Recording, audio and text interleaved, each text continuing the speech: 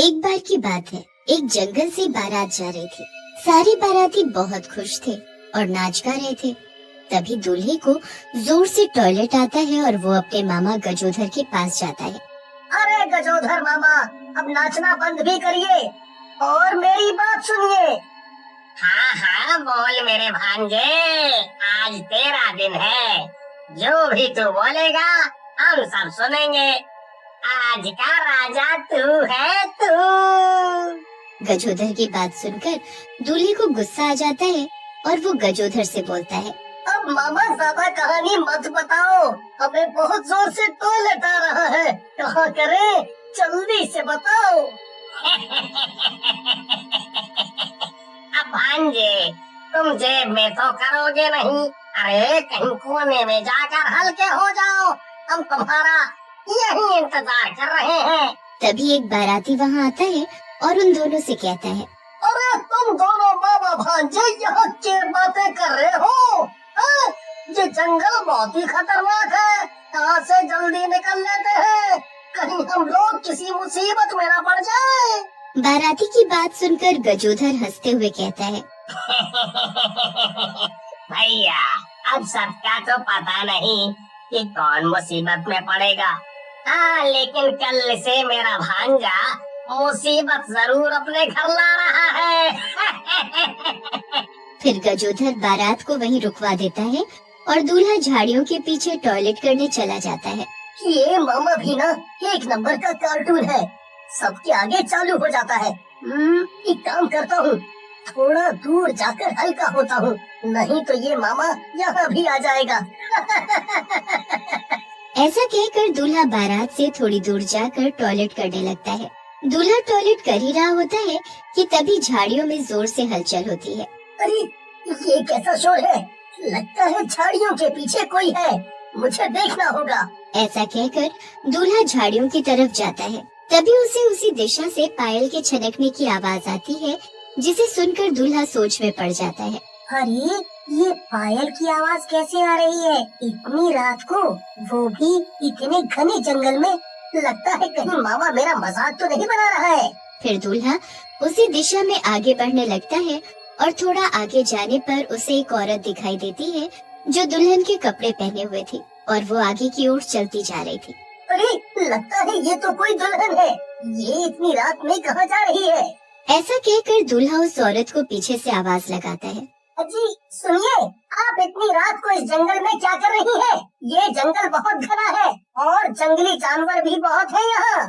दूल्हे की आवाज सुनकर वो दुल्हन पलटती है। दुल्हन को देखकर दूल्हे की चीख निकल जाती है, क्योंकि दुल्हन का सर उसके धड़ से अलग होता है और उसने अपने सर को हाथ में पकड़ा होता है। अरे मर गया रे, ये तो कोई सरकटी चुड़ैल लगती है। भाग ले बेटा राजेश, नहीं तो आज ये तुझे मार ही डालेगी।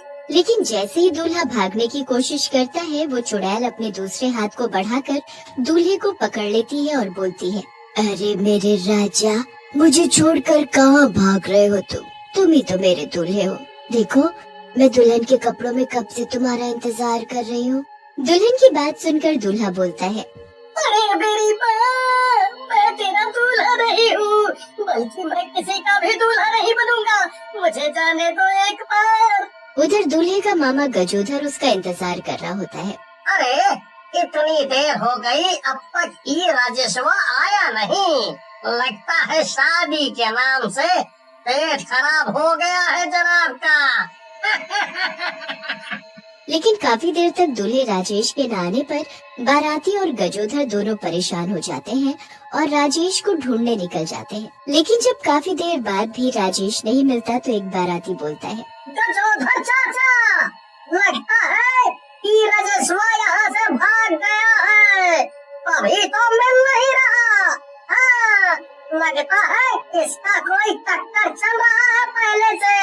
हाँ, चुप करो, तुम लोगों को मौका चाहिए बस अफवाह फैलाने का। मेरा राजेश बहुत ही अच्छा लड़का है, समझे? वो कुछ गलत नहीं कर सकता है। काफी देर ढूंढने के बाद भी बारातियों को दूल्हे का पता नहीं चलता, तो वापस उसी जगह पर आ जाते हैं और वापस गांव की तरफ चलने लगते हैं। लेकिन तभी वहाँ वही सरकटी चुड़ैल आ जाती है। तुम्हारा दूल्हा अब तुम्हें कभी नहीं मिलेगा, मैंने उसे मार दिया है। और अब तुम सबकी बारी है। ऐसा कहकर वो सरकटी चुड़ैल एक एक करके सारे बारातियों को मार डालती है। इस भागम भाग में गजोधर वहीं बेहोश होकर गिर जाता है और चुड़ैल उसे मरा हुआ जानकर छोड़ देती है। अगली सुबह जब गजोधर को होश आता है, इस मनहूस चुड़ैल ने सबको मार डाला और मेरे प्यारे भांजे को भी। मुझे चलकर इस बारे में गांव में बताना चाहिए। फिर गजोधर गांव में चलकर गांव वालों को रात में हुई सारी घटना बताता है, जिसे सुनकर गांव वाले भी बहुत घबरा जाते हैं और उस जंगल में ना जाने का निर्णय लेते हैं। इस घटना को कई साल बीत जाते हैं और फिर से रात में उसी जंगल से एक बारात जा रही होती है। कई दिनों बाद इस जंगल से कोई बारात जा रही है। मुझे फिर से कई दिनों बाद इतने बारातियों को देखने का मौका मिलेगा। तभी वहाँ सरकटी दुल्हन आ जाती है और दूल्हे से बोलती है, देखो ना, मैं कब से दुल्हन के रूप में तुम्हारा इंतजार कर रही हूँ। दुल्हन की बात सुनकर दूल्हा और बाराती भागने लगते हैं। अरे भागो रे भागो! ये तो वही सरकटी चुड़ैल है जो पूरी बारात को मार डालती है। भागो रे भागो! अपनी अपनी जान बचाकर भागो! लेकिन चुड़ैल एक एक कर सबको मार डालती है। अगली सुबह गांव वालों को बारातियों की लाशें वहाँ पड़ी हुई दिखती हैं। गांव वाले बहुत घबरा जाते हैं और प्रधान के पास जाते हैं और उनकी बात सुनकर प्रधान बोलता है, देखो भाइयों, ये तो चुड़ैल का मामला है और मैं इसमें क्या कर सकता हूँ। कोई बड़ा तांत्रिक अगर किसी की नजर में है तो उसे बुला कर लाए। हाँ जी। फिर गांव का ही एक आदमी जिसका नाम बंता होता है, वो एक तांत्रिक बाबा को लेकर आता है। बाबा को देख प्रधान बाबा से बोलते हैं, बाबा बाबा कुछ करिए, हमारे गांव पर विपदा आ गई है। एक सरकटी चुड़ैल हमें परेशान कर रही है।